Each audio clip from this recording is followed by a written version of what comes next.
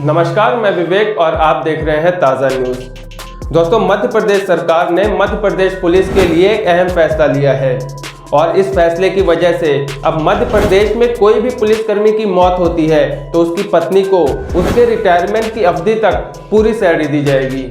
दरअसल वित्त विभाग ने मध्य प्रदेश पुलिस कर्मचारी वर्ग असाधारण परिवार निवृत्ति वेतन नियम 1965 में संशोधन किया है और इस संशोधन की वजह से अब पुलिसकर्मी की मौत के बाद से उसकी पत्नी को उसके रिटायरमेंट यानी 62 साल तक उसको पूरी सैलरी दी जाएगी। लेकिन यहाँ पर ध्यान देने वाली बात यह है कि पत्नी को जो सैलरी दी जाएगी उसमें वार्षिक वेतन वृद्धि और महंगाई भत्ता नहीं जोड़ा जाएगा।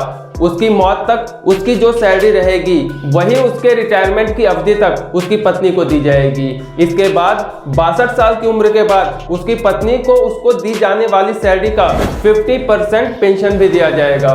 हालांकि देखा जाए तो इससे सरकार को और मृतक पुलिसकर्मी की पत्नी दोनों को फायदा होगा, क्योंकि सरकार पर जो भी वार्षिक वेतन वृद्धि और महंगाई भत्ते देने की भार झेलना पड़ता था वो अब नहीं झेलना पड़ेगा। इसके साथ ही मृत्यु के बाद पुलिसकर्मी के घर वालों को भी जो परेशानी आर्थिक संकट झेलना पड़ता था काफी हद तक कम हो जाएगा।